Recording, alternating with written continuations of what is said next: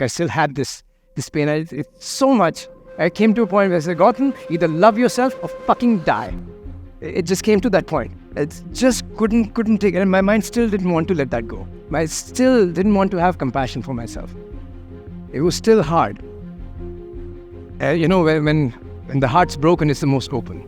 We went to drink the ayahuasca medicine. And it's the same wisdom when you are, it sounds really interesting and powerful and very exciting. But one of the ways the medicine works is that it makes you face to face with deaths. Like your death, not the psychological or intellectual concept, but physically feel like you're dying. And the lessons will be repeated until they are learned. And self-forgiveness is the acknowledgement. Is that I didn't know better then, what I do know now. And I take the lessons, I take the responsibility, and I take whatever karma that I needed to release. I can only do that by being present to it. Cannot do by escaping.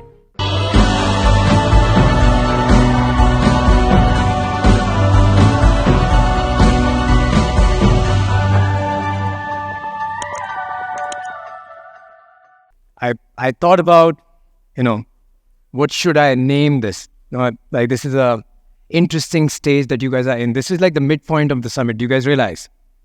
Right? When we started, there's different experiences that we had planned. And then by the first night, we had this experience where we shook all the limitations of the lower vibrations off us. So we become more open and come collectively to a higher frequency that Mike mentioned. Right now, I wanna, this is something, the things that I want to share is something so powerful. And I think it's one thing that can, change the life of the people that you love. Right? And if I were to ask you, if you could make a deal with God, like God, whatever my mummy, my papa, my brother, my sister, my grandparent, my child, whatever suffering that they have, whatever disease they have, give it to me and give me strength so I can heal it. How many of you would make that deal? Honestly, raise your hands. Okay. So then you're in the right room. And when I was thinking about even this aspiration, I think an enlightened being can come up to me and say, Gautam, that's not your role. It's their karma, it's their journey. They have to work through it. You can't just ask things like that. That's just not an enlightened way of thinking. True, I recognize that. I recognize that it's their journey. But I think holding this aspiration is mine. That's my journey. And so I want to share that perspective. I want to share some practices that I learned so far that I believe can allow us to become a healer for the people that we love. And I mentioned a little bit yesterday. Truth is, you guys are all bonus. LifePlugin started just because I wanted to share the things that I love that actually changed my life. I want to take care of the people that I love. The people that I call my friends and my family, I want to make sure that they are taken care of, they are well, they're healthy, they're spoiled with love. That's it. Everything else is a bonus.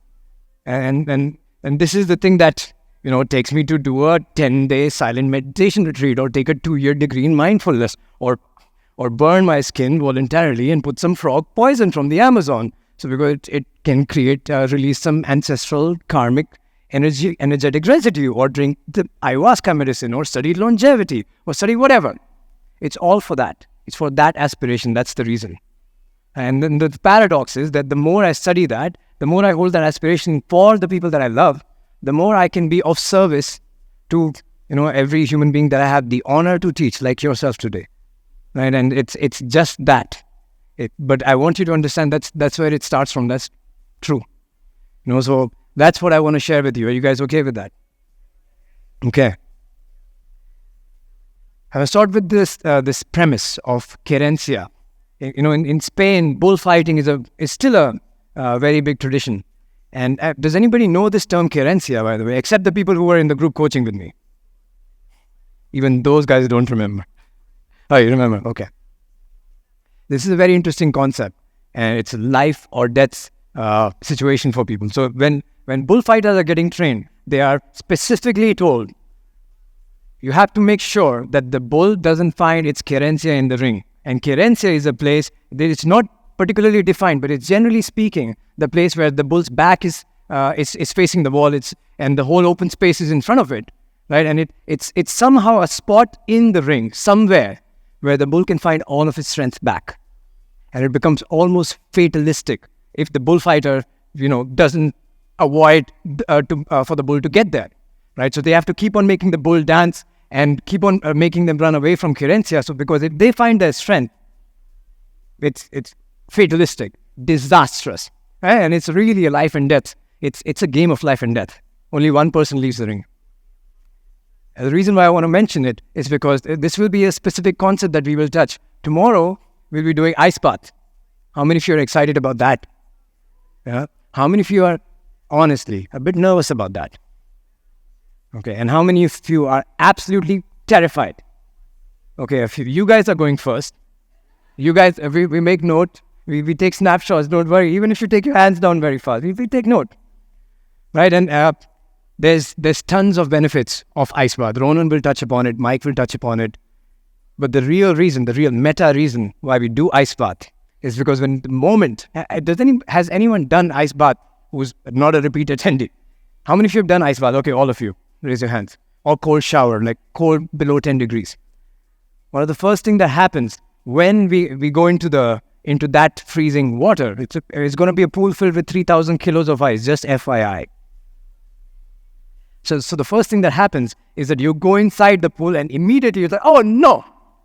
Right? Every single cell, every single part of our being is screaming, I want to get out.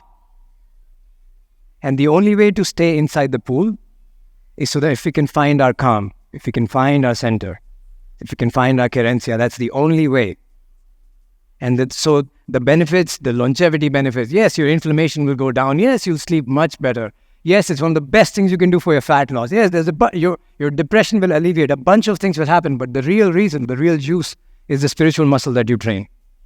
Is when we expose ourselves voluntarily to something that is so shocking, that feels like the end of the world, that feels like I'm going to die, and staying centered in that storm, training that ability, that's the real juice. Right? That's the real muscle that we want to train. And one of the things, the first principle I'll share 3. The first principle I'll share is the ability to get us closer, to find our center, because life will throw storms at all of us. Anyone who hasn't been through a single storm, raise your hand. You're done. You can leave if there is someone. And it will happen over and over. Right? So what we want to do is, how do we find our center, our querencia? Right?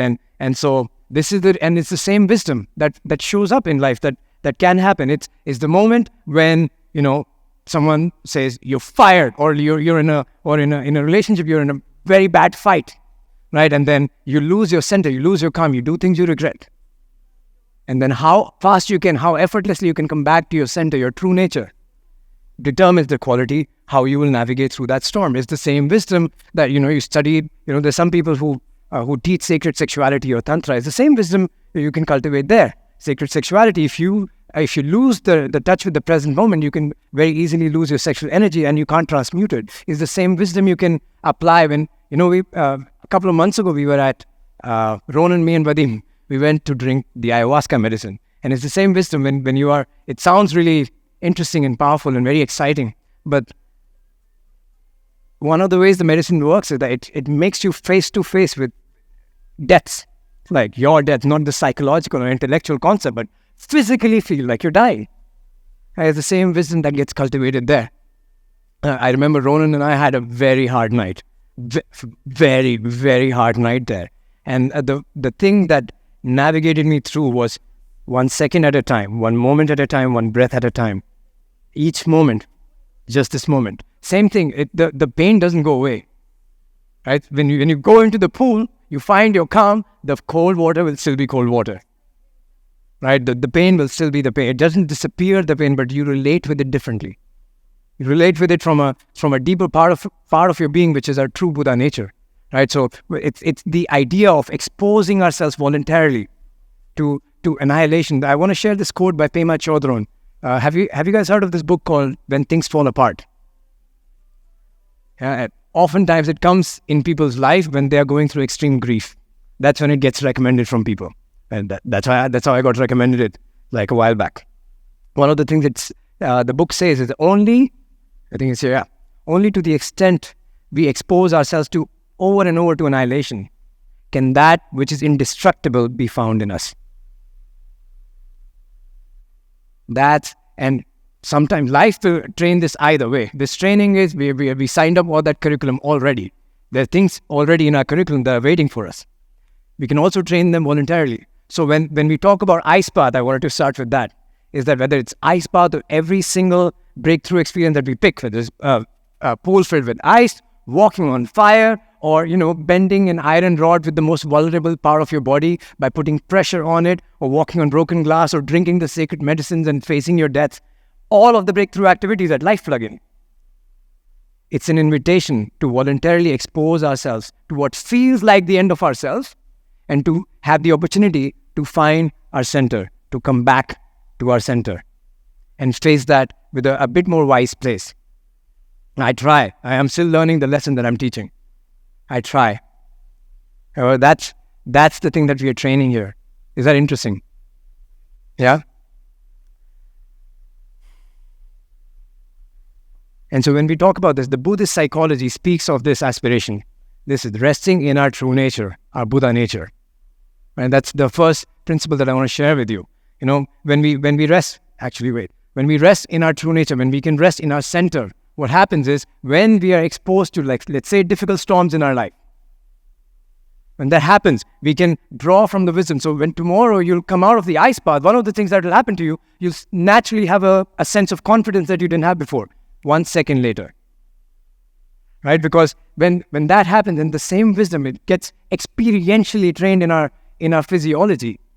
And so when eventually things will happen, this is the first experience where you will train to find your center and your calm in the most excruciating situation. And then when things which are slightly difficult or more painful or shockingly painful, when they happen, we can draw from the same wisdom that will get trained tomorrow. Right? And it's a wisdom that is at the level of the body. There's 3 levels of learning. Mind, body, spirit. The level of the mind learning is the content, is the knowledge. When it becomes your experience, right, the learning gets deeper. And when you integrate that experience, when you think about it, consciously think what happened and how might I show up using the wisdom of that experience, it becomes at the level of your spirit. Right? So tomorrow we want to give you an experience of it. Right? So how do you find your center? How do you rest in your center? Right? And when we do that, when we can find our calm, when we can stay in the place of center, it helps. That's the first thing that helps other people to heal. It gives the courage. First thing is, it gives the courage to other people, for the other people to heal. It shows the path for other peoples to heal. Right? Buddha talked about it 2,500 years ago. He said, I can show you the path of liberation, but you have to walk it. Right? This is the quote by Thich Nhat Hanh, who says, when the crowded Vietnamese refugees boats met with storms or pirates, if everybody panicked on the boat, all would be lost. But if in that moment, even if one person on the boat remained calm and centered, it was enough. It showed the way for everybody to survive. And so that's the first principle that we will train on. When we talk about becoming a healer, I want to share three practices that I've learned so far. Right? 3 steps. And what they will do by the end of it is to teach you how can we remain centered in our true nature and become a vessel for love and healing for everyone we meet. Right? This, by the way, if you have to summarize Buddhist psychology in one sentence, learn to rest in your center and be a vessel for love and healing for the people you love. That's all there is. That's the have you guys heard of the term bodhisattva? Bodhisattva, alleviate the suffering for people around you. That's bodhisattva. And you do that by resting in your Buddha nature. And so these are the 3 things in the ways that I've learned, however imperfectly. That's what I want to share with you. All right, so our kerencia, our strength, our center. How do we stay in our power? It's always available only in the present moment. Isn't that true?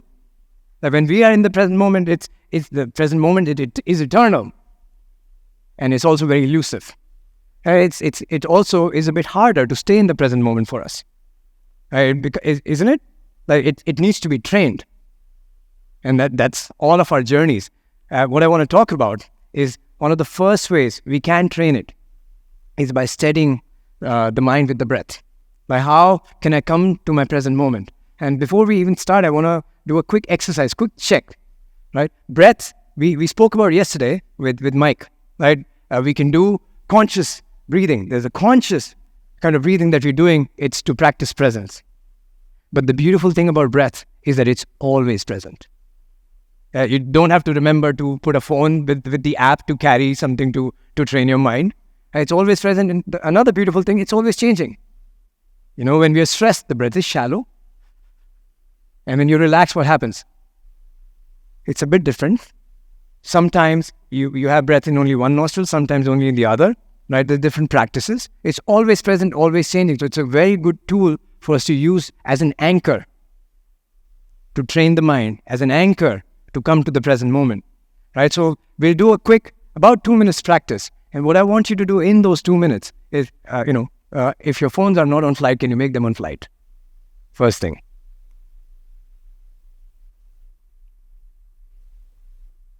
Okay. So the only thing we'll do for 2 minutes, right? We can have some soft music for just the first part, right? The only thing we're doing is focusing on the breath on the nostrils. Very simple instruction. I will not say anything. Look at the clock, 2 minutes time, right? Focus in through the nostrils and just focusing our attention just here. How does the breath feel? In the nostril, out the nostril. The attention goes away, no problem. Just bring it back. In, out. Cool? Okay. We start now.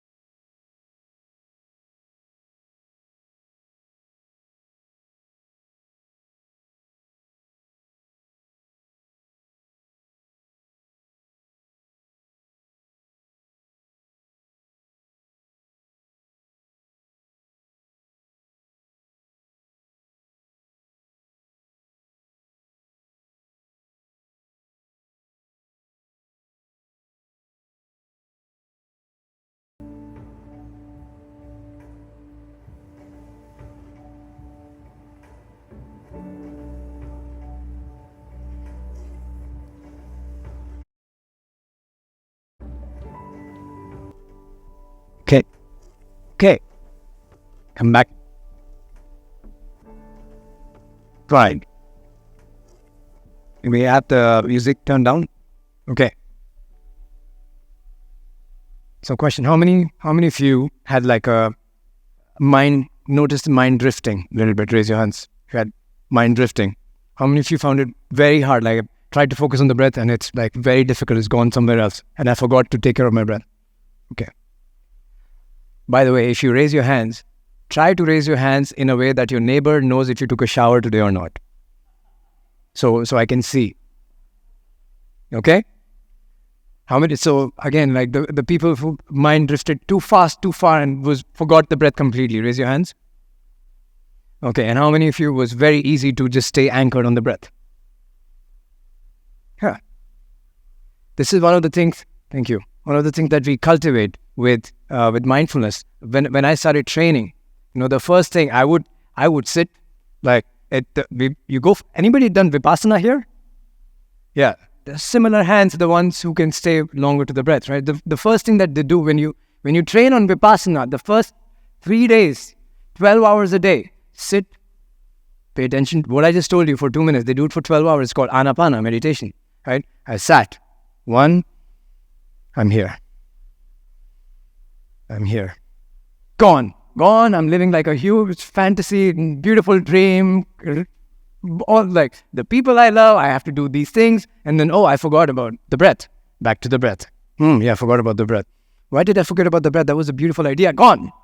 Again, gone. And at each time, I had to bring it back. Each time, I had to bring it back. It was hard, right? And it's, for us right now, in our culture today, it's actually the hardest. Training our attention is actually the hardest, isn't it? And it's also the most valuable asset. All the marketers know that already. Buddha knew it 2,500 years ago. Right? The reason is when we try to focus on the breath, and the breath, the first thing that the breath does, it holds a mirror. It's like a mirror. Right? And when the mirror is held, when we close our eyes, okay, I'm going to hold my attention on the breath. It shows us, okay, this is what I need to do. Right? This is what's happening in my mind. When we close our eyes, try to focus on the breath, the first thing it does, just holds a mirror. Just a mirror. This is all what's happening in my mind already. It was happening all the time. If you could imagine, if all the thoughts and emotion and sensation and desires that we're all sitting and experiencing, having in our head, imagine if you had a loudspeaker next to your head and everybody else could hear it next to you. You know, what would happen? For some of you, it would be like, this is how it is. Okay, this is a bit weird. It's a bit schizophrenic. The first thing that happens is the breath. When we try to anchor our attention to the breath, it holds a mirror. And then it shows us the nature of our mind. And then the idea is to bring it back each time. And then for me, it was hard. I would get angry. I thought point of meditation was to silence the mind. And every time I would go somewhere else, I would be judgmental. That was one of the nature of my mind. It reveals to you the nature of the mind. You're getting angry. Okay, you tend to get maybe angry a little bit more. And so each time when we try to bring our breath back, that is the moment of mindfulness. So the way we train it, before we go there, actually, I want to share this quote. In Bhagavad Gita, they say, for him who has conquered the mind is the best of friends. For the one who has failed to do so, his mind will be the greatest enemy. This was Krishna. Message from Krishna to Arjuna, right? And in Vipassana, Goenkaji would explain it this way. Like he would say the elephants, before we created this civilization, they were the biggest threat to humanity. The elephants in the wild are the most dangerous animals, huge, massive, and they destroy everything if something is on their way, in their path. They were the biggest threat to civilization until we learned to tame them. And then they became the biggest asset to humanity, to civilization, and it flourished. It's the same thing with our mind. It's a wild animal, kind of, that we have to train and use it in a way so that it can become a servant. You know the quote, mind is a terrible master, great servant. So that's the idea. And the way to do that is to hold the aspiration like we do, like training the puppy. If a puppy is here, right, I get a new puppy, right, it tries to jump off the stage. It's like, it's trying to jump off the stage. No, come back. Tries to jump off the stage. I go, no, please come back. Tries to run away there. No, please come back. Sit, stay. Jumps, sit, stay. That's the way. It's naturally very compassionate way. That's the right way to train, right? Some psychopaths, what they would do is, it's trying to jump away and throw the puppy away. That's not how you train them, right? That's not how you train them. Right? That's where you make an enemy out of them. You traumatize them, right? The same thing here. We train the puppy. We use the breath to train the puppy. It tries to go away, sit, stay. Tries to go away, sit, stay. And we do that enough times. Each command, sit, stay. Each command, come back. You forgot. Moment on the breath. You forgot. Moment on the breath. You forgot. Moment on the breath. What starts to happen, just like we go to the gym.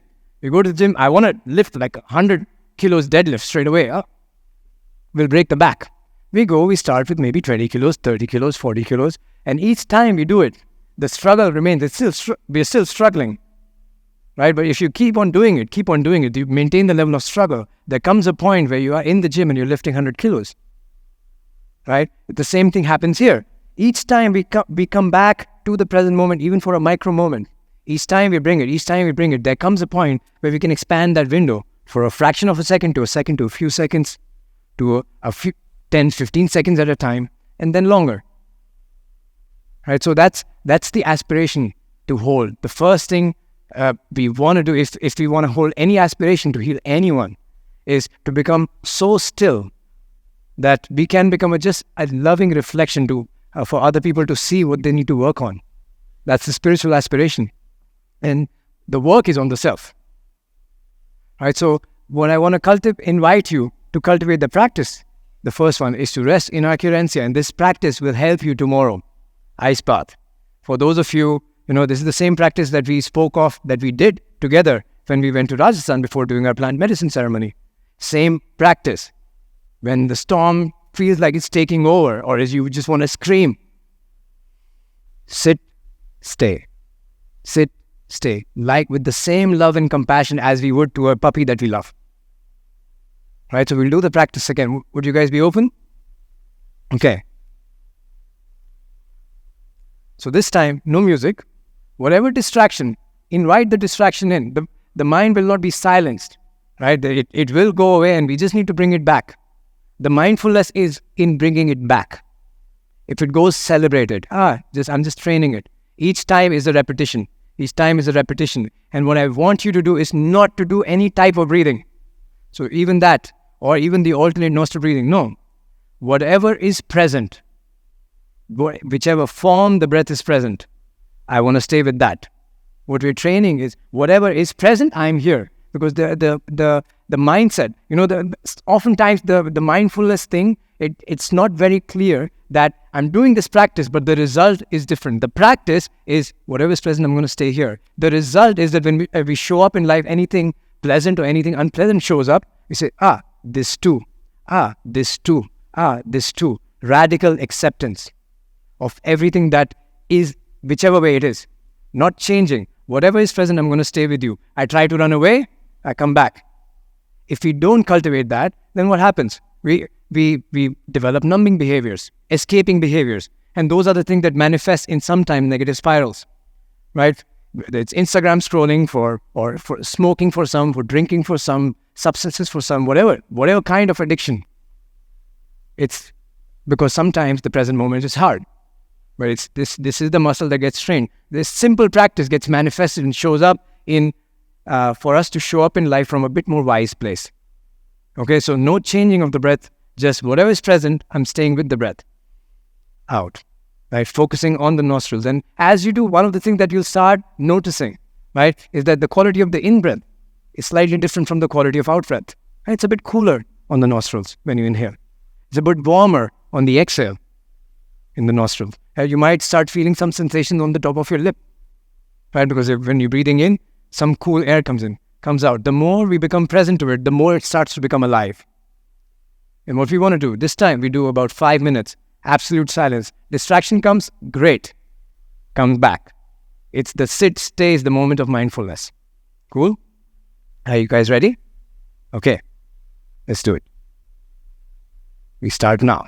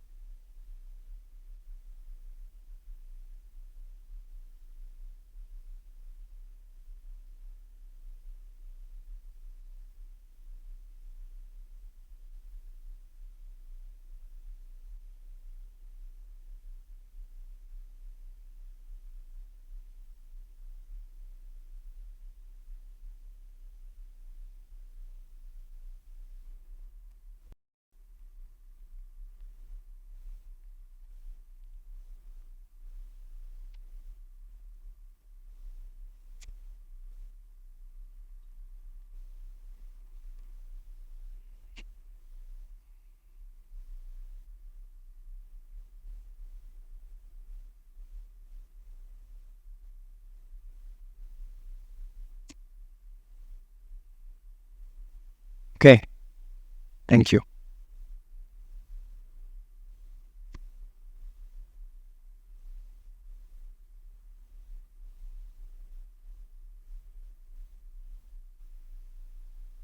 Out of curiosity, like what were the kind of thoughts or like that was coming, or what was coming up? Anybody wants to share? Slept couple of times. Good. You too. Uh-huh. Strangely euphoric. Great. Yeah. Thought of good moments. Things to do. Reflections from today, yesterday. Reflection from today, yesterday. Thinking about the puppy. Okay. Good. Drifting and thinking of movie characters. Feel a strong energy around me. Thank you. Yes, okay. Future possible scenarios. One thing that nobody mentioned is that, I was focusing on my breath. That's the first thing. And apart from that, right? And this is what happens. First is people were falling asleep. Breath is a mirror. When we try to come back to the present moment, it shows us what is happening inside us already, right? If there's tiredness inside, we can drink caffeine, do whatever, but focus on the breath, it reveals to us. The other thing, whatever's going on in our mind, okay, I'm trying to focus on the breath. And the mind will try to trick you. Oh, think about this one. Oh, think about the sessions. You mentioned Puneet, right? Think about the sessions. It was learning from yesterday and today. Great. Right, I'm a good student. Come back to the breath. Sorry, yes? Felt like 5 seconds. Were you able to focus on the breath? Okay, beautiful. And for the thing is, mind tricks us, right? Sometimes with good thoughts, sometimes with, hey, how about think of some movie characters? Why? Because one of the things that we stopped doing is like boredom. When we invented iPhones, we killed boredom. We have no space for boredom, and we can constantly be distracted all the time. The ADD is the dilemma of our generation. Right? One of the things it does, by the way, if we can't sit with boredom, it actually brings down your IQ points. There's a book called Stolen Focus by Johan Hari. He wrote it, I think, 2021 or 2022. Like how our focus, the more it gets stolen, it actually, for us to think creatively, complex thinking requires steady attention. Right? So the mind will always trick us. Oh, think about that. Or think about that. And then our job is to come, sit, stay. And sometimes it would be, mind can become sneakier. It is finally happening. Oh, I'm doing it. This is so euphoric. And I'm gone with that one. Right? And every time, every experience is come back.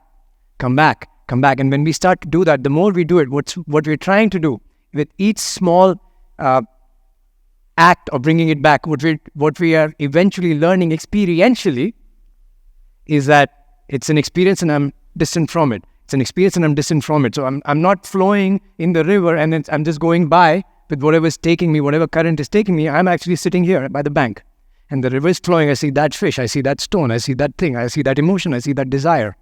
But I'm sitting here. In Buddhism, one of the teachers calls it to rest in the one who knows. It's the same one, you get in a fight with someone that you love, you go back to sleep, next day you wake up, you've already forgiven them. Have you had that? They call it the wisdom of the one who knows. It's always, and sometimes we get deep thoughts in the shower while we're trying to sleep. I have that. When I'm trying to sleep, I can't sleep because I'm relaxed, just focused on the present moment, and then boom, amazing ideas will start to show up. It's the one who knows is always there, and it's only available in the present moment. It's only available. The present moment is where all our power is drawn back. So each time, whether beautiful experience or a terrible experience or a boredom experience, each time we bring it back, the practice is beautiful one, come back. This one, come back. This one, come back. If we just do that for 5 to 10 minutes a day, it trains us in the ability to have a little less attachment of being lost in the experiences. Because the trouble is, in life storms or medicinally induced strong storms, the same thing. When we get lost in the experience, it's terrifying. And when we can, even for a moment, find our center, it shows the path for everybody else to survive. And so if we care about our loved ones, they know they know who we really are. They know how we actually embody things. So if we can demonstrate, if they can see that, this was difficult, this was uncomfortable, they handled it wisely. We all have, the wise person is inside. Have you ever met the wise person inside you? Raise your hands if you ever had a glimpse of the wise person. Oh, where did that come from? Where did that thought come from? Where did that act come from? And so the more we practice this habit, what we're cultivating is holding the space for this wise self to emerge a bit longer, a bit longer, a bit longer. And it's the reason why it's called a practice. Right? So that's the first practice. The trouble is it's not sexy. Not sexy. It's not like, hey, here's the pill. Oh, here's a cup of ayahuasca. 6 hours later, your life will be different. It won't be. You'll have some changes. But if the mindfulness training is not cultivated alongside it, we go back to the same experiences. We'll come clear, purge, but the integration still requires mindfulness. For me, the mindfulness is the foundation. When this foundation remains, everything else gets magnified. And that's the first premise. Right? I wish it was sexier.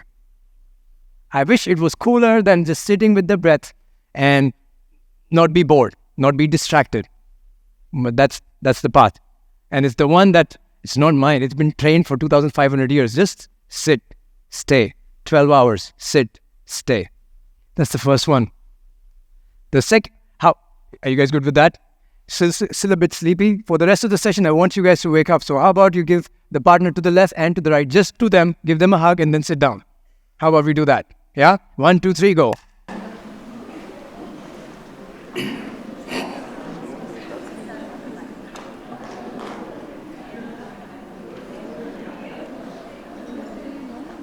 Sit down. Ahora. Sit down.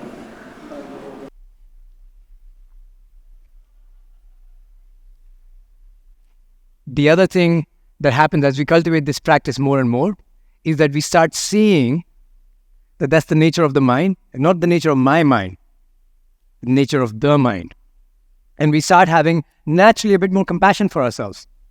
Right? It's when we start seeing, when we're not lost in the river, but we're sitting at the bank and seeing the river pass through, it's like, oh my God, so many things that just carry and get lost in all the time. And our self-compassion starts to grow. And I like this image, and I love puppies. Right? It's like, Lord, help me see myself the way my dog sees me. How many of you would love that?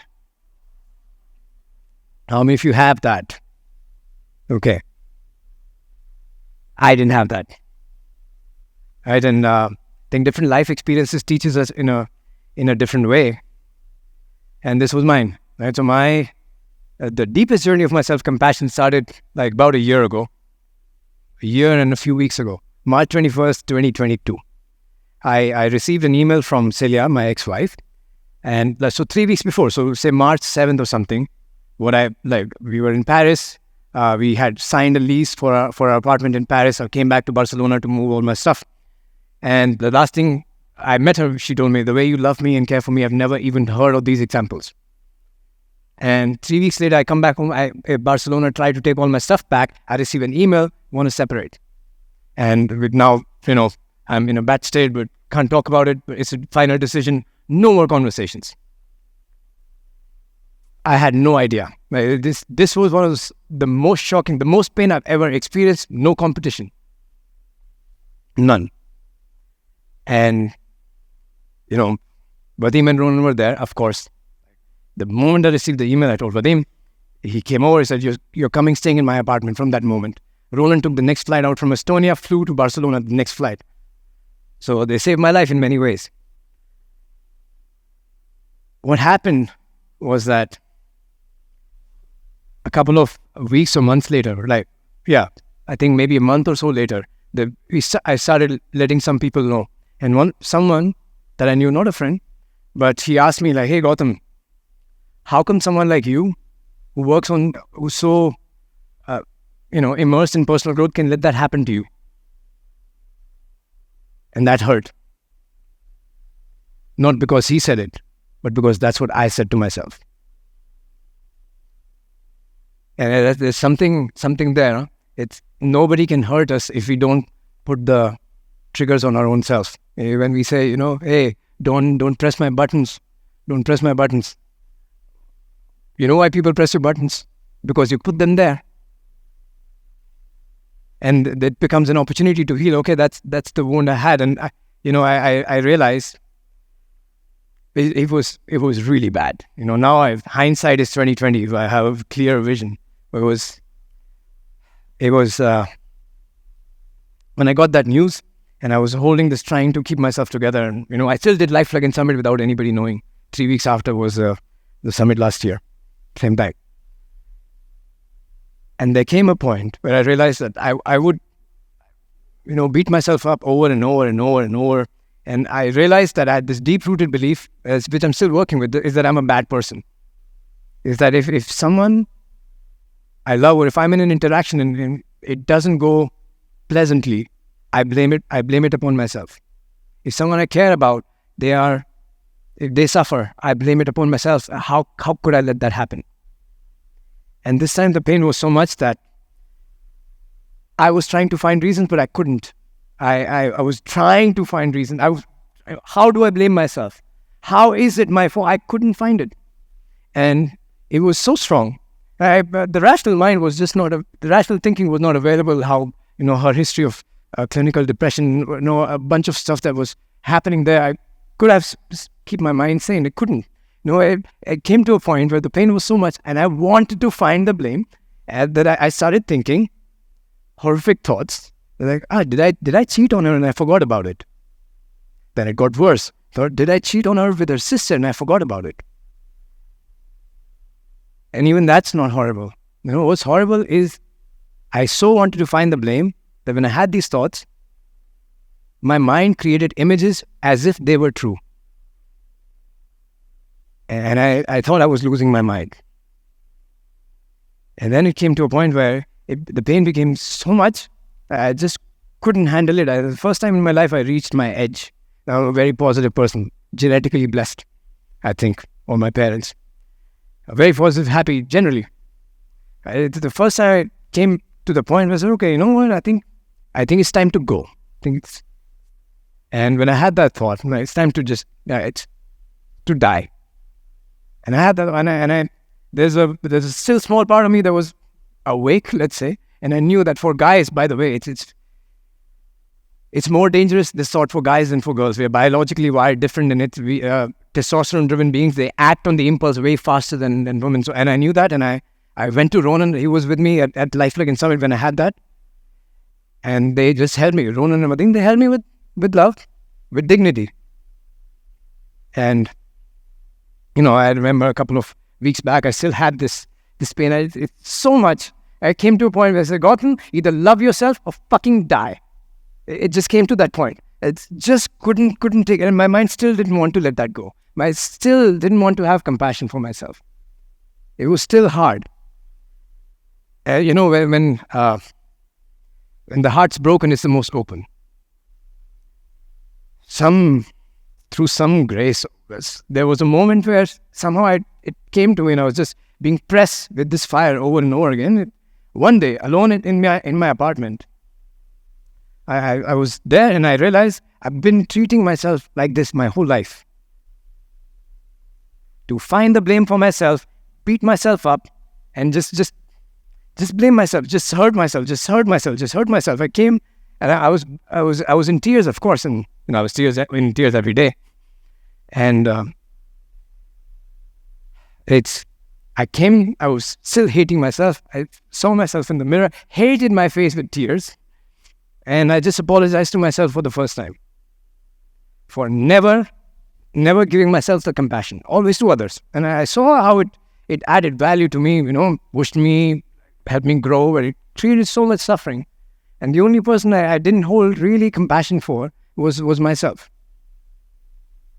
It was the first time I said, I'm sorry, never took care of you. I'm really fucking sorry for beating you up, for things that you experienced, for whatever traumas you had.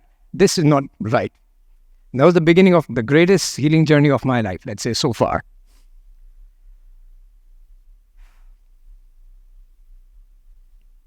So that's what I want to invite you to do. If you want to talk about this, I want to talk about self-compassion and self-forgiveness. And you'll understand why it's connected to healing others. And I want to tell you this. This is a quote from one of my teachers. So feeling compassion for ourselves in no way releases us from the responsibility, no way, of our actions, right? Rather, it releases us from the self-hatred that prevents us from responding to our life with clarity and balance. Whether we did something consciously to hurt someone in our past, or where things just happened, it's self-forgiveness. Without it, we can't move forward. We can't move forward. And the benefits of self-forgiveness are, I hope, at least I trust half of you have done the research. It's immense. There's your health gets better, you can release traumas, and your emotions get better, your productivity gets higher, your performance gets higher. All of those things are true. But the real reason for self-forgiveness is it's a spiritual one. It's a spiritual one. It's like, let's see if I have that quote. Yeah. This is Ram Dass, one of my gurus, I think. He's sitting with his guru. Do you guys know Ram Dass? And this is Neem Karoli Baba. He says, your entire life is a curriculum. Everything you've got on your plate is where your stuff for enlightenment is. It's breathtaking when you see the beauty of this design. And I hold this belief. It's a belief, right? We all come into this life. We have a curriculum that we sign up for. Okay, I'll come here. I will do this. I will lose my parent here. I will lose my wife here. I will lose my health here. And all of those things already signed up for the curriculum. These are the lessons that I must take. Why? It's karma. Karma is just the lawful unfoldment of cause and effect happening for a long, long time. And this is my curriculum. With my curriculum, I'm in this semester. This is my chapter. Right? And the final lesson in the chapter is self-forgiveness. And the lessons in life will keep on getting repeated until they are learned. The spirit doesn't care about time. It can take 10 years, it can take 10 lifetimes, no problem. We're Indians, we believe that. Right? You can have 10 lifetimes, no problem. The time doesn't exist. It's the eternal present. And the lessons will be repeated until they are learned. And self-forgiveness is the acknowledgement. Is that I didn't know better then, what I do know now. And I take the lessons, I take the responsibility, and I take whatever karma that I needed to release. I can only do that by being present to it. Cannot do by escaping. We engage in many different medicines, psychedelics, or, different things. When this happened, none of that. Vadim, me, Ronan, I didn't touch anything. No escaping. Be here. Just be here.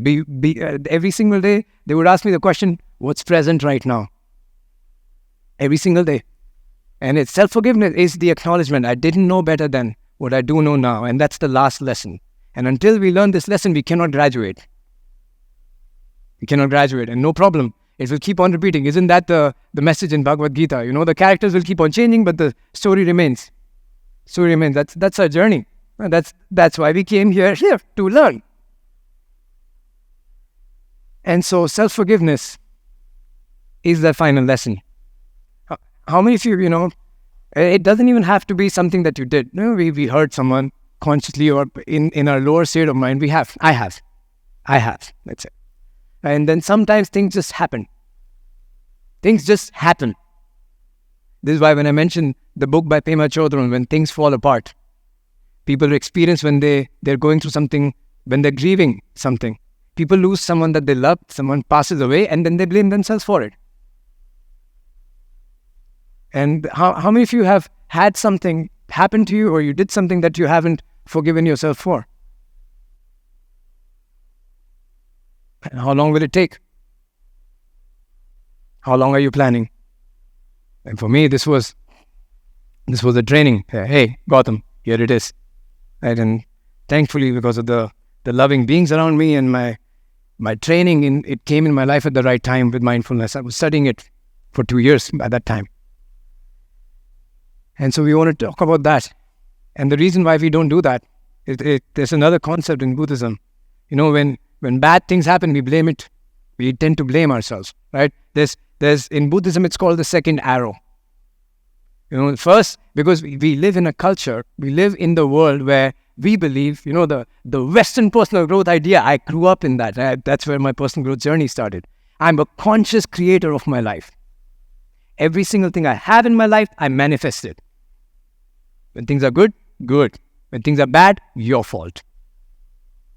We live in this culture where everything I can, when we cultivate, when we get lost in this privilege that we live in, that kings and queens dreamed of 100 years ago.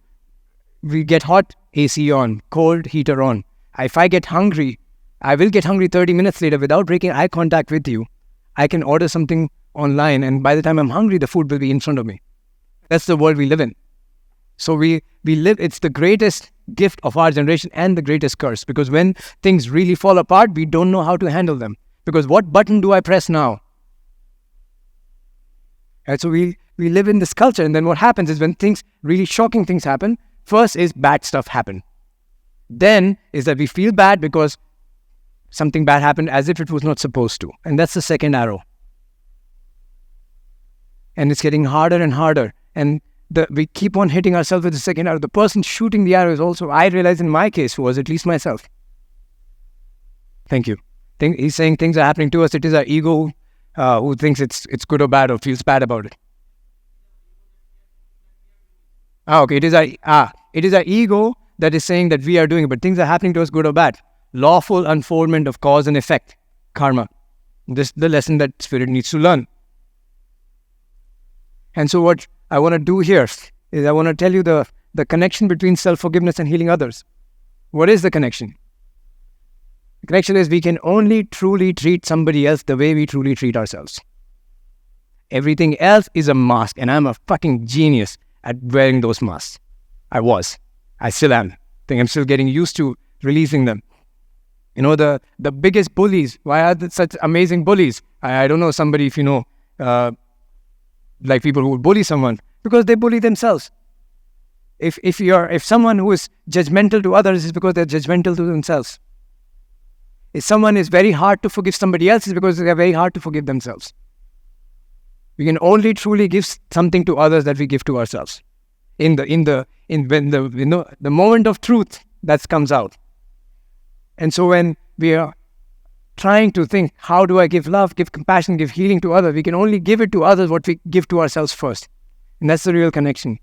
And so what I want to invite you to do is this practice, in the smallest way or the biggest way, that we, just keep on shooting ourselves with the second arrow, or for things happening to us, or something that we did in the past in lower state of consciousness.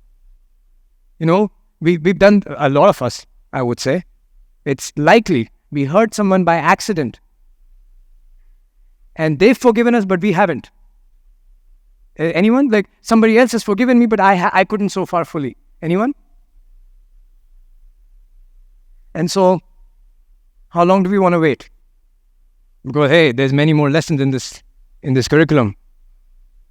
And so what I want to invite you to do is a self-forgiveness practice. And it may happen, it doesn't happen in one go. I'm still on that journey. It happened one step at a time. There's a story that one of my teachers shared. The guy who writes a letter to the IRS, the tax department in the US. He says, I haven't been able to sleep since I cheated on my taxes this past year. So I've enclosed a $3,000 anonymous cash check named to the IRS. If I'm still unable to sleep, I will send the rest. Right, so thank you, sir. And so it may happen a little at a time, but I want to open the space to have you the experience for the first time. Are you guys okay with that? Okay. So the process in the shamanic tradition that we drank the medicine, Vadim, Ronan, and I, they say feeling is healing. Yes, sorry.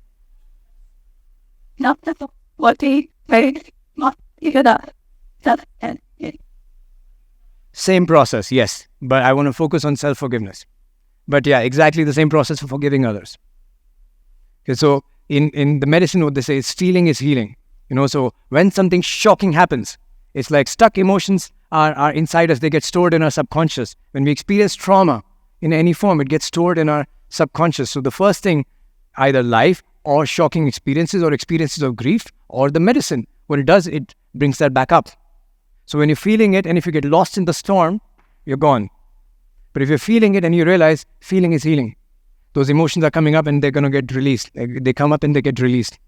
And it's the unacknowledged, suppressed emotion that actually creates suffering or any they manifest in the form of dis-ease, a mental dis-ease, physical dis-ease, emotional dis-ease. Right? Who said this? I think it was Alan Watts who said, it's not the hatred that causes violence, it's the unacknowledged hatred that causes violence. Right? So when there are any emotion that are not acknowledged, that's what causes a dysfunction. So that's what we want to, I want to invite you to go towards. Universe rewards bravery. I said that yesterday. This might require some bravery from your part.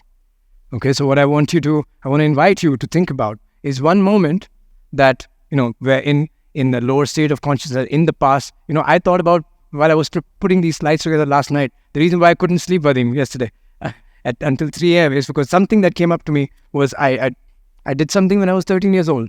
It was still holding me there. And I needed to work through that process last night. Right? So it could be something that you did very, very early on at a young age, or something that just happened to you that you're still holding blame for. Just 1 second. Right? You're still holding blame for. Right? That you're blaming yourself for. Think about one incident. Do you have that in your mind? Can you write it down? Just make a note. This is just for yourself. Just make a note for yourself. Can be one or more, then you pick your favorite one.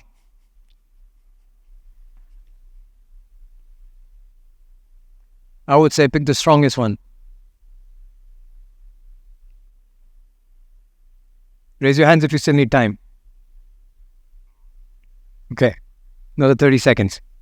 Okay, so the next thing I would do, I invite you to, we'll do an emotional awareness exercise. You'll only get 9 minutes for it. You will not have enough time to complete it. And there's a reason for it. You'll feel like you have less time. And so what will happen is your rational mind will have to sit on the side. And whatever comes up, you start writing. So everybody should have either a phone where they're ready to type, or they should have a notebook where they're ready to write. Everyone has that? Right, so we're going to give you, I experienced this exercise from Harbecker for the first time in 2016. Changed my life. And you can use it, like you were saying, for forgiving yourself or for forgiving others. Works both ways. It's the premise of feeling is healing. Okay, so I'll give you exactly 9 minutes for it. And the way to answer it is in the context of what I just wrote. This thing, when I need some self-forgiveness. In the context of this, whatever comes, you answer those questions. There's 6 questions. You guys ready? Ready? Okay. So in the context of the incident that I intend to forgive, I feel angry because, sad because, afraid that, embarrassed or ashamed about, guilty because, sorry because. The time starts now.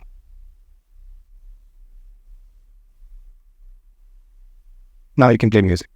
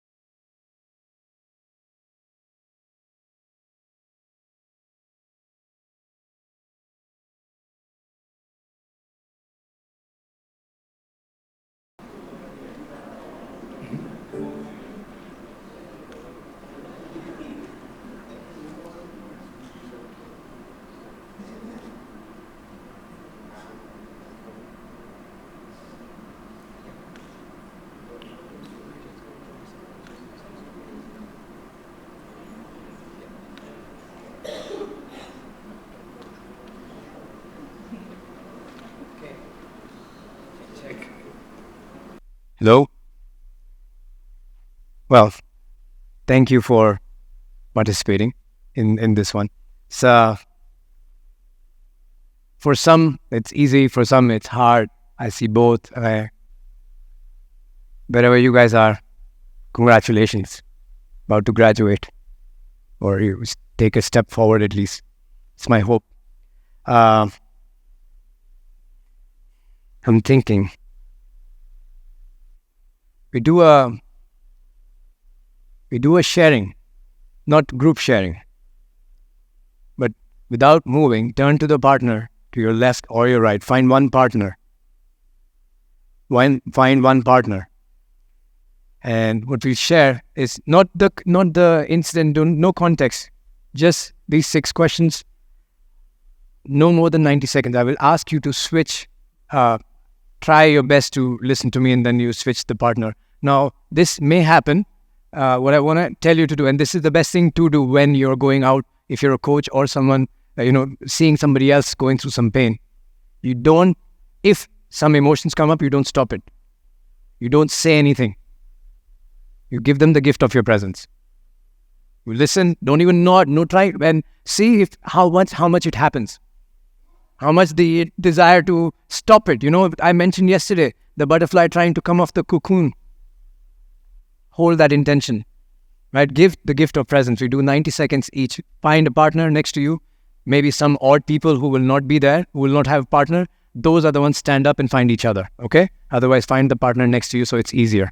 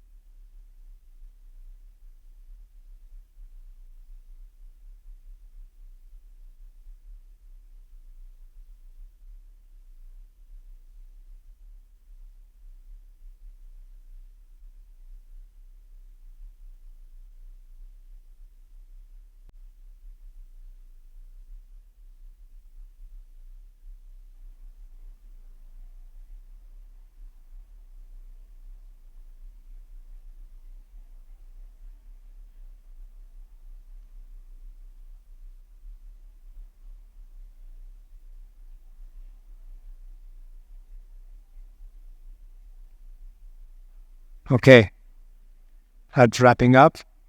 If you're done, give your partner a hug.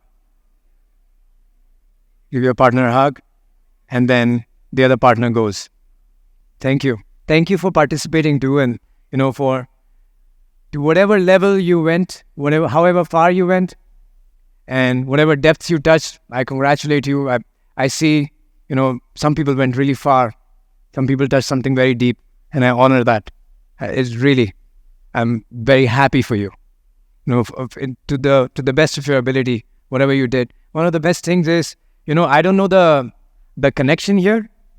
This happened to me the story that I shared, and there was a transformative moment for me.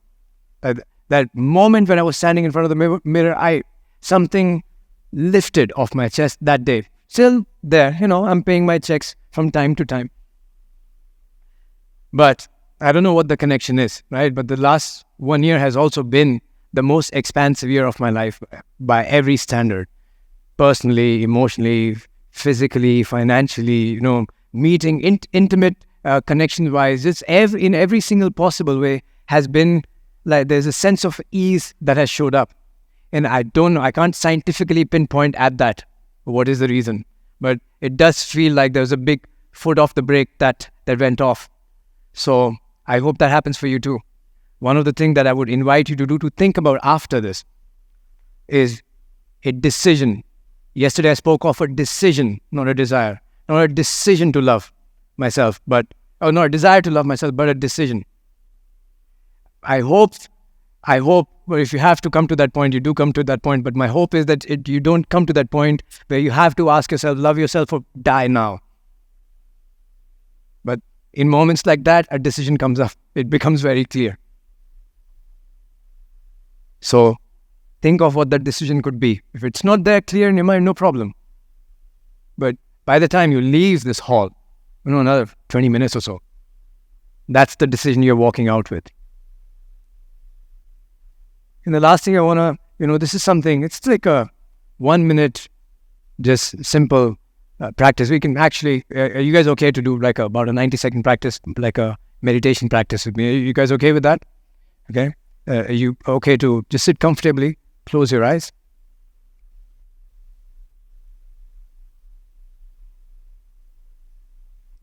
Take a few deep cleansing breaths in through the nose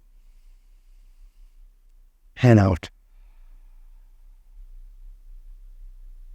Another inhale, out.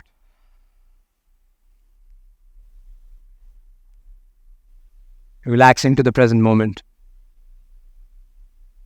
If you haven't closed your eyes already, close your eyes or have a relaxed gaze. So you're looking at 45 degrees angle, not something particular. So your awareness is inwards.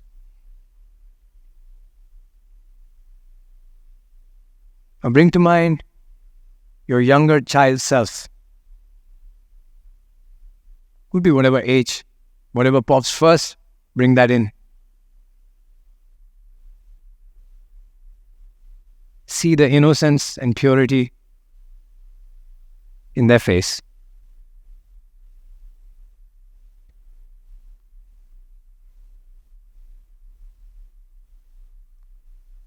Feel the pain that they experience by us holding and not forgiving ourselves. Feel that in your heart.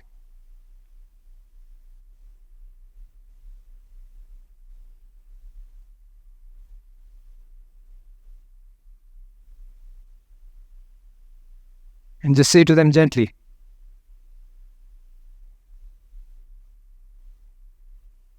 I didn't know then what I do know now.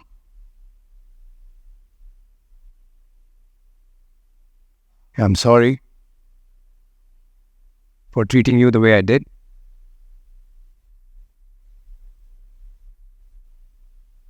But I think I'm ready to graduate from this lesson now.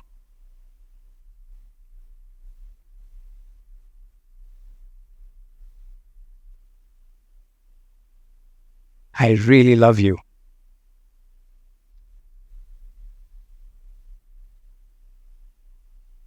I'm sorry.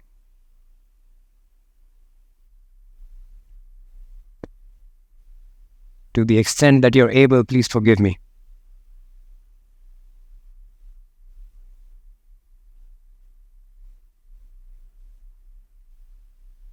Thank you for never ever giving up on me.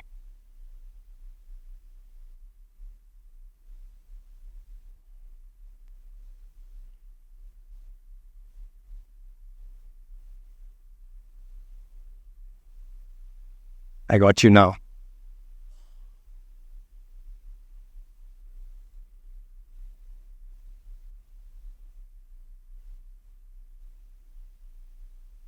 Feel the love of this younger version of yourself and give them a hug.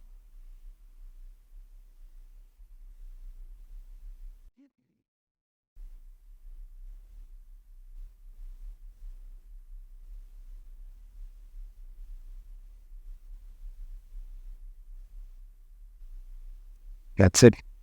Take a deep breath in.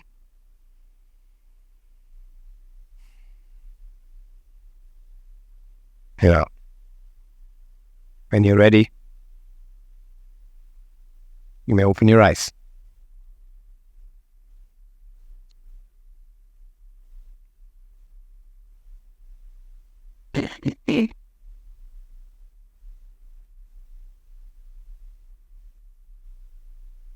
Okay.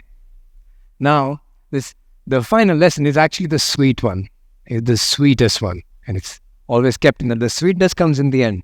This is actually when naturally the love starts to emerge. In Buddhism, they say there's two wings of mindfulness. One is awareness, presence, and the other is compassion and love. And when the present moment happens, it inherently has a quality of love with it. Right? When you are present to something, it's naturally you're in love. Even if it's something painful, you can hold it with love or compassion. Or when we are in love, we are totally present, aren't we? This process of growing in love can happen by just cultivating. If you just focus on the breath, this naturally happens. Our heart naturally grows open to love, but it can also be consciously cultivated. And the final practice is, if you want to heal others, and we'll understand, is to turn towards love. There is a mysterious power in it. Take this one moment. Think about the time when you fell in love. Think about that time. Notice how that feels in the body. Even right now, and I see some smiles coming up already. Right? It could be with your intimate partner, could be with your grandparent, could be with your pet, where you felt love. It has a strong, mysterious power into it. And when beings are in the energy of love, almost has a gravitational pull to it. Right? And it's extremely, extremely, really, really powerful tool. Right? And what I want to talk about, it can be consciously cultivated. Right? There's different ways that we practice. We do mindfulness, and love naturally grows, but it can also be consciously cultivated. Right? And when I talk about love, I want to specifically mention that this is not the fluffy stuff. I used to think as a guy, I will not talk about love on stage. This is weird. It's such a weak thing, but it isn't. It's the same force that that we hear. The mothers have the strength to lift off cars of their children. What is that power? Is the power of love, right? It's created some of the greatest artistic movements in the world, the biggest civil rights movements in the world. And I want to share one by Martin Luther King. And there's something specific. I put the full quote there so that you understand. When we cultivate the power of love to heal others, this explains it very beautifully. He gives a message. Says the non-violent approach of love does not immediately change the heart of the oppressor, even though he suggests that one. He tells everyone that we will follow this approach, but he says it doesn't change the heart of the oppressor. It first does something to your hearts, to the hearts and souls of those who are committed to it. From today onwards, you. Right? It gives them new self-respect. It calls upon resources and strengths and courage that they did not know they had. Finally, it reaches the opponent and so stirs their consciousness that reconciliation becomes a reality. And as you press on for justice, be sure to move with dignity and discipline, using only the weapons of love. The weapons of love. And in Buddhist psychology, there's a practice of loving kindness that we can cultivate. I experienced it. I shared it last summit, like in different ways, how it changed my life. And sometimes it feels mechanical. The process is very simple. Hold the aspiration. Every person you meet, just in your heart, may you be loved. May you be happy. May your suffering be eased. May you be at peace. Just in general, just keep on doing that. Feels mechanical. And then you can try it on people that actually are in conflict with you. Like I've had conversations with my younger brother who's, in his ego zone or in a tough spot. And then all of a sudden I remembered, okay, may you be happy. May you be kind. May you be loved. I didn't change anything. I didn't even say anything. But I felt different about what he was saying already. And as we start cultivating this practice, one of the things that I hope happens to every one of you is that there came a point in my life where I was in a very tender space, and I was practicing this very, very deeply. And I was just walking is my healing. So I was just walking through my city where I live in Barcelona, and I passed through strangers, and I just repeating these blessings to them. And I saw a stranger, like a 32, 33-year-old, looked like my old long lost friend. And before I could think of anything, I felt like, hey man, may your suffering be eased. I saw an old lady passing from the other side, and I saw my nani in her. And just my heart was just exploding in love. I go to a cafe. I ask for, I'm waiting in line to get my coffee. And the lady comes in and says, hola, hola, cariño, ¿qué desea? And she looks at me, she speaks to me like my mother speaks to me. And I'm like, crying, cafe con leche. And just getting coffee. And I went in that state for like 2 weeks straight. I thought I was losing my mind. Really, I thought Vadim had put some MDMA in my drink because I was almost suicidal at that time, right? So I really thought that I was feeling ecstatic, heart open, and every single stranger I met, I wanted to just bend over, just worship them. I saw my uncles and aunties everywhere. I saw all my old friends everywhere, because truth is, spiritually we are. I think. And the process, it's very mechanical in the beginning, but when we hold this practice, may you be loved, may you be at ease, may you be healed. This process becomes very, very, very powerful. So this is the fundamental practice actually in Buddhism that talks about love, right? Metta, loving kindness, and that's the practice we'll do in about a few minutes. But this practice is so powerful. Science is always catching up to spirituality.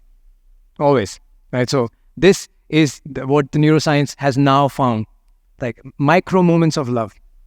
Even in the micro moments of love where you see a puppy coming close to you, or where you see these two little kids just holding like that, right? Or if you see, sometimes you see old couple walking and holding hands in love, or you see a couple actually deeply in love and in admiration of each other. You can see it in their eyes.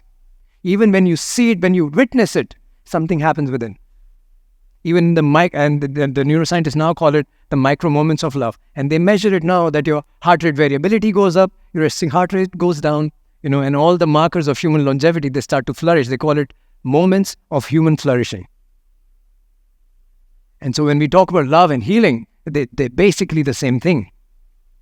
Right? So when we talk about loving kindness practice, this has been there for 2,500 years, and no mindful practice, at least the way I've learned Buddhist psychology, ends without a hope and intention of loving kindness. It's called metta. And this is what we're training for. A wise heart. That's the whole practice that we want to close this experience with. Right? We want to bring a quality of love and presence wherever we go.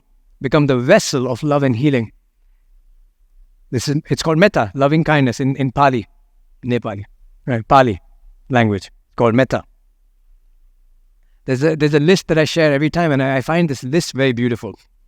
They say Buddha was a list maker. Right? He makes like a bunch of lists all the time. There's an 8-fold path, there's 4 noble truths, and then there is 11 blessings in loving kindness that you receive in your life. I find them, they speak to my soul, so I want to read them out to you.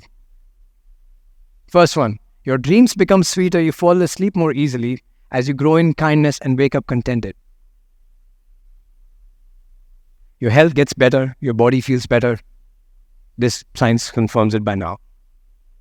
Angels and devas will love you and protect you, and men and women will love you as you grow in love. Weapons won't harm you. Poisons won't work. If you lose things, they will always be returned to you. People will welcome you everywhere as you grow in love. Your thoughts become more pleasant. Animals will sense this love and love you, and elephants will bow to you as you go by. Do not try this alone. Your voice becomes sweeter, and your babies are happier in the womb as they grow up. If you fall off a cliff, a tree will always be there to catch you as you grow in love. I was falling off through a metaphorical tree, and then only the love could save me around me, by the way. And this is the favorite one.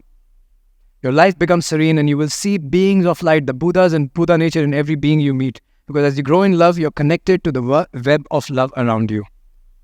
Things change when, think about the time when we feel love, right? We naturally are more forgiving, aren't we? When we think about when we are experiencing love, Like all the personal growth. Hey, be more grateful, practice forgiveness, have visualizations, like a positive view of the future. When we experience love, we have these things naturally. We're naturally more grateful, naturally more compassionate, naturally more forgiving, naturally have a positive view of the future. And one of the things that happens is that we start seeing just the beauty in others. That's one of the byproducts. When we have most amount of love within us, we can only see beauty in others. That's the only possibility. And this process, this habit can be cultivated. And the seed, and it's a cultivation. You plant the seed, nurture it every day.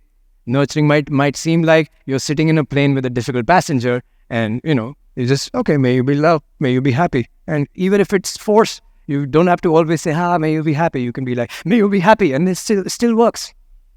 Still works. Right?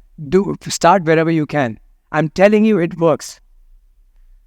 Start however mechanical it feels. You keep on repeating these blessings, and I will tell you, and you can create your own. And you do one round, you do again, and the third time already the heart opens. And then we condition the heart to stay more open each time with each interaction. And how it really touches people, we'll understand in a moment. But first I want to tell you the practice, how it works. And we'll do a small one here together. There's 3 steps. You can do it in your own time. And we'll do one together. First is that we set an intention or recite an intention, which is what I was doing. May you be happy, may you be free of suffering, may you be loved, may you be safe. All of these are just intentions, and I can hold that for anyone.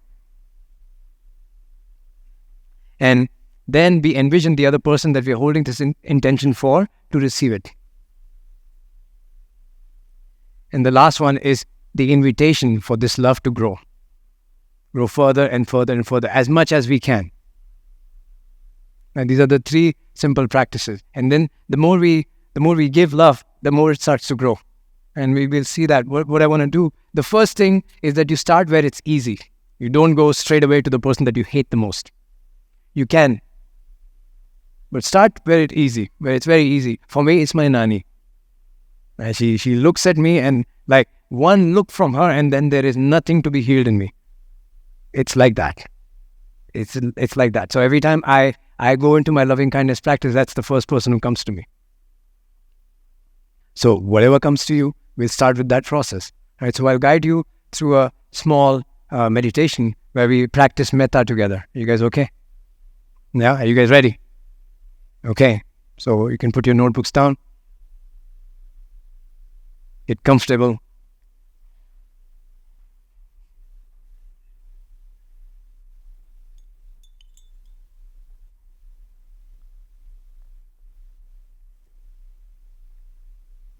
Okay, when you're ready, take a deep breath in, and with the exhale, relax and close your eyes.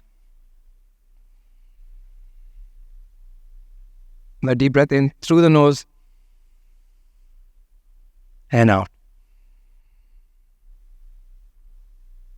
And with each inhalation and exhalation, allow a sense of relaxation to pass through you from the top of your head and flow down through your forehead, through your face.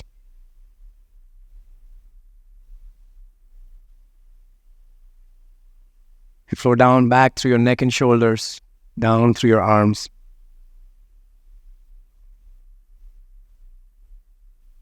And with each inhalation, feel this relaxation going deeper and expanding in every part of your body. Down through your torso, your back,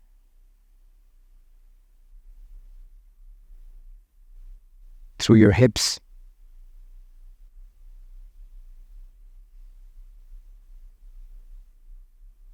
and allow this sense of relaxation to flow down all the way down through your legs to the toes.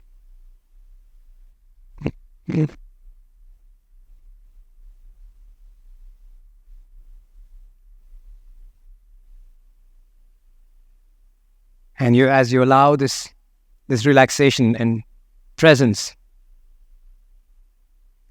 imagine in your mind's eye, bring to mind someone Someone who is very easy to love. Very easy to love.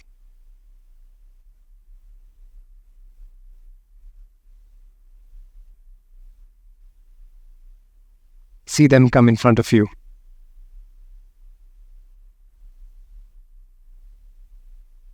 See the sweetness in their eyes.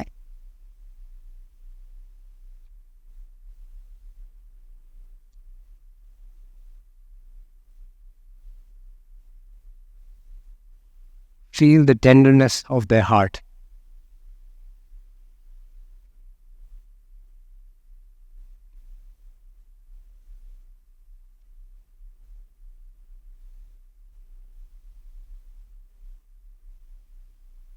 And as you connect with this person's energy,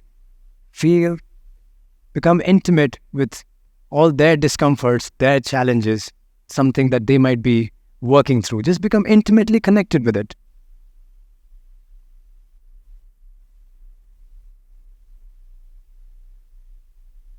And as you connect with that, feel your heart's desire to ease that for them.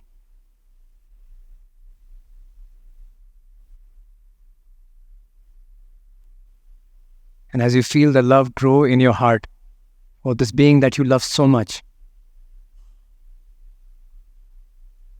give them these blessings in your heart. You can repeat them in your heart, inside. You can say, may you be happy. May you be filled with loving kindness.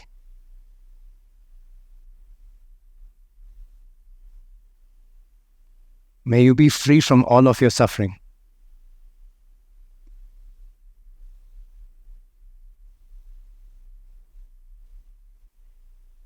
May you be loved and love yourself.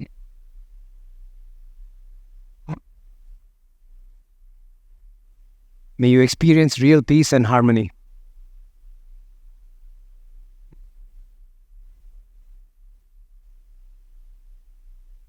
May you be safe, healthy, and well.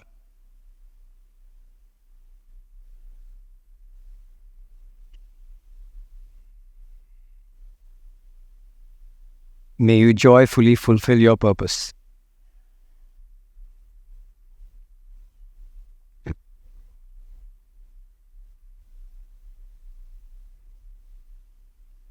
Feel these blessings reach out from your heart to them as they receive them.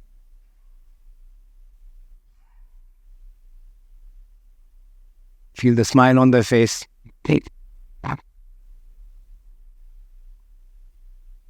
Feel them come close to you this time. Feel them. They hold your right hand and they put it on your heart this time. Feel the touch of their hand on your hand. And then they say, now it's your turn to give these blessings to yourself.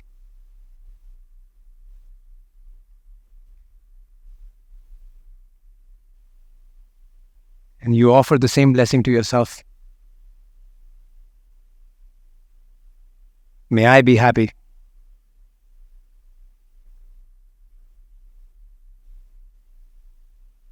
May I be filled with loving kindness.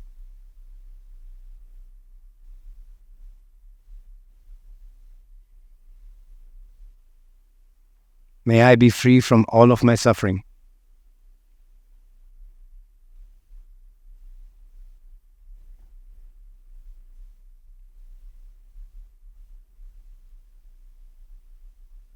May I be loved and love myself.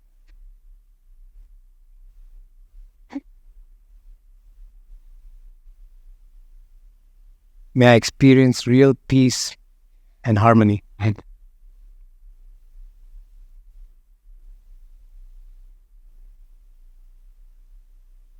May I be safe, healthy, and well.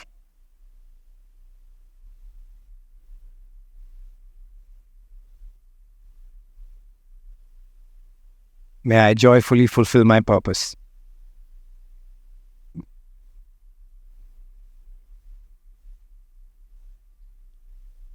As you feel these blessings grow in your heart in the presence of the person you love, Feel them expand all through your body.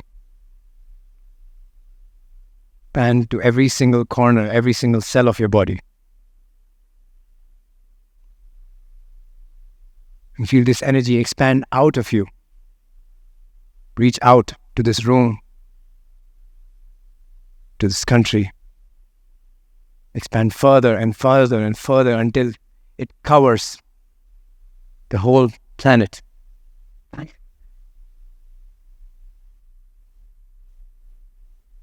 And you hold the same aspiration. May all beings be happy.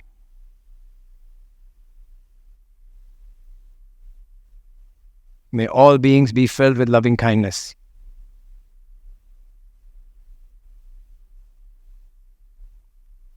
May all beings be free from all of their suffering.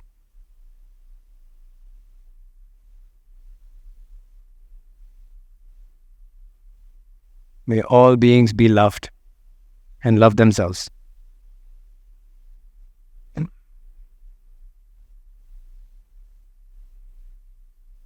May all beings experience real peace and harmony.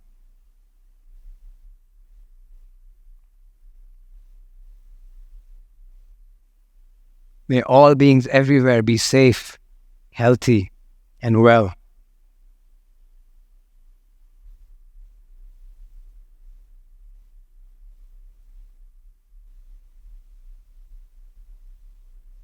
May all beings joyfully fulfill their purpose.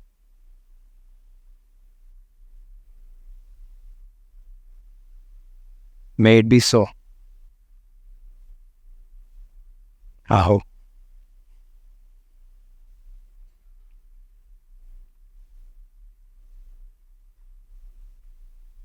As you rest in this energy, take a couple of breaths, come back to your seat, to the present moment.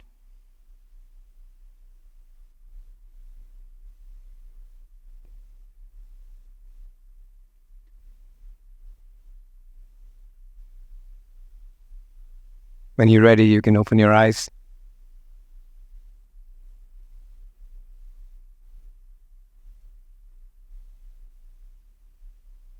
Thank you, beautiful people. Thank you for participating. This is my favorite practice, because this love that we can cultivate for others, especially touches the people that we love the most. Especially touches the people that we love the most in the world. For me, this is, I think, the most important thing I learned only in the last 12 months, actually, as strongly, how powerful it could be, like, to heal someone. I was like, last 5 minutes, when I was 24 years old, I left my home. Sorry, I left the country. When I was 18 years old, I left my country, left my home. And so what happened was I grew up as a, not an easy child. So was a tough one. Very, very tough one. The quote, we teach best what we needed to learn the most. That's why I'm here. I was so self-destructive. I had to take care of make it part of my job to take care of myself. It was really, really hard. And no joke and no exaggeration, right? I tell my parents I cleared that karma by being the kind of child I was. It was very, I was getting, aunties here. I was getting drunk at home very, very early. I was caught smoking in school when I was like 14, 15 years old. My father would get called to school almost every month, and they were not calls to congratulate him on anything. There's like they saw some videos of me, this is 15, when I was in school, that they should not have seen. Like, really, I was getting in fights, getting in accidents, breaking glasses with my hand, I have stitches here, blood all over. Really, really tough. Really, really tough for them. And I was 18 years old when I left the house, right? And then I moved to university, and things started changing for me. I found different ways. I found ISEG. I found all these guys that I mentioned to you, Siddhant, Rahul, all of these guys. This was 2008. Right, so and I was 19 years old at that time. I moved there. My life completely changed. And 4 or 5 years later, I was at 24 years old. I was in a foreign country, climbing the corporate ladder. Like, for me, for someone whose first full-time job was $100 a month, this felt like things are going good for me. And what happened was I met a coach, the first coach I ever had a conversation with. I was telling him how, a lot of the things that I have in my life, they come as values from my parents. And he told me one thing. He said, Gautam, have you ever told them? Now with the Indian family, do we share emotions? Not me. Not me at all.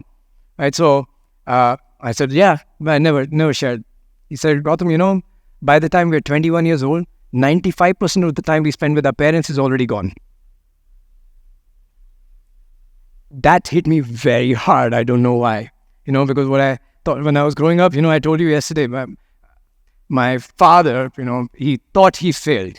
He thought because he failed in his business, and I was always fighting with him, and he was the one who had to try to discipline me, and I was a mess for the whole time in my life I was with him. And I became so connected to like how he was could be experiencing him as a failure, and how I was as a child, he could see that as a failure. And then I moved away from him, and then things started to change for me, and things started to become better for me. How much he would feel that he's a failure, that he couldn't even take care of his child, and he had to go away, and his life changed when he didn't know anything what I felt about him. I never expressed it to him. Never takes care of his health. That is like always drinking, always smoking. Had his first heart attack when he was 52 years old. That is 2010. Right? Still doesn't give a good guy, chill guy. But so I realized this, and I said, okay, I have to tell him. So I decided to write a letter to him. I started thinking about all the ways that he's the sweetest soul in the world. Of all the ways he's taken care of me that he doesn't even know. Like from the tiniest things. There was a time I was, 6, 7 years old. At 3 a.m. in the middle of the night, I wanted bananas. This is 20 years ago. More, 25 years ago. At 3 a.m., I wanted bananas. I said, Papa, I want bananas. He got up, went to the fruit seller guy, woke him up because his son wanted bananas. Got them at 3 a.m. There was a time where, I as a kid, I loved khatta meeta. I don't know if they still have them here. And this was a new thing at the time. We lived in Delhi. And this is, again, 25 years ago. The whole city was on curfew. And that namkeen would come from my bua's house, would live maybe 15 kilometers away or something. And the whole city was on a curfew because there was a riot happening. And I said, Dad, I want that. And it's at bua's house. I said, Beta. I said, yes, I want that. And I want to go with you. We go in the car where the whole city is in curfew. There's a traffic jam because they burned 4 students alive on the street in the riot. My dad parked the car, locked me in the car, walked through that space to my bua's house to get me that. Well, all our parents do it. He's the kindest soul. He's never even killed a mosquito. No, not joking. Catch a mosquito. He's also the most grateful person I know. Of all the things, all the suffering that he went through, all the financially he had to cut himself short. He never, not once, let us feel like my mom would say, hey, we need to tell them that it's okay. We have to cut down our expenses. No, to the best of your ability, never let them know. Never let them feel anything. To the best of your ability, right? Always the most grateful, standing in the middle of the storm with a smile, with a heart of gratitude. The heart of the holding the whole family together, all the loved ones together, all of these things that I embody, that I cherish in my own life. All of them I had, and I was just writing them. I say, this is what I'm grateful for. This is what I've learned from you. This is all that I've learned from you. Don't think ever that I went away and I changed it. I am the person who I am, the most proud son because of you, and thank you so much for all of that. I wrote all of that down, and I was in the Philippines at the time. Right? And I wanted to send him handwritten letter. Once the letter was ready, I wrote 24 points. And I wanted to send it to him. Right now, if I had the thought, if my father dies between the time I send the letter, between now and then, I will never forgive myself. Right? So I took a picture of it, sent it to my older sister. I said, can you take this picture, print it? And now by this time, they don't know anything, right? So can you please print it and give it to my dad? I don't know, 6 hours later, I get a phone call from my older sister. sobbing on the phone. She said, whatever you're thinking, don't do it. She thought that was a suicide letter. That's the extent to which we share love in our family. I reached my dad. My dad trying to speak on the phone, but he can't. Sobbing. Asked my mom to speak to me. She's trying to speak, she can't. And that day, there's something healed collectively in our family. This is 10 years ago now. And I knew then that I gave him the proudest moment of his life. And to this day, he's had that letter laminated, like 4 pages, laminated. Shows it to everybody who comes home. Didn't think much of it. I think, and every time he says, "Beta, all the things, your responsibilities towards me, you fulfilled that day when you wrote that letter to me." A month ago, we still fight for his health all the time. He had his first heart attack like 14 years ago, right? Still fight for his health. Dad, do this, dad, do that. He said, "Beta, I'm not going to do anything. I want to chill." Very stingy about spending any money on himself, on everyone else, but not on him. Right? So no, you have to do this proactively, get this test done, get this colonic cleanse. And I said, no. If I get sick, I want to go to the doctor. If you can fix it, no. If not, I just want to go. And he's a very cool guy. He said, how I want to go? I want to sit in my bed, have my loved ones around me, and I know that my final breath is coming, give a wink and then go. I get all of these things to the best of my ability from him. And I said, yes, Dad, I want that too for you. But what I don't want is for you to suffer for a very long time, and then, God forbid, something happens. We need to proactively check and keep on working on the health. He said, "Beta, you're forgetting one thing, and you forget that often." He said, "You're forgetting that I have your Ashirwad." I said, "What?" He said, "Yeah, I have your blessing. It's not just parents' blessing for their children. It's also the children's blessing for their parents. And what do you think has kept me alive for the last 10 years? You gave me all the blessings. The day you wrote me that letter, I knew that I have your blessings. And never forget that. It's also keeping me alive." And so when I think about, how love can heal the people that we love, for us to hold that love in our heart, we need to, rest in our center, in our true nature. Forgive ourselves so that we can forgive others. Hold compassion for ourselves so that we can hold compassion for others. And just grow the capacity of love within our hearts. I'm still learning the lessons that I'm teaching here. Far from it. But in my life, I found this is our love and our healing, by the way, is the same thing. But love and healing is exactly the same thing in every single way. And so if we can hold these aspirations, I believe we can truly become a vessel for love and healing for every single life that we touch. I hope this becomes a little bit valuable for you. I hope this serves you a little bit in your journey. Thank you so much for participating with me and, sharing this time. I really, really appreciate it. Thank you.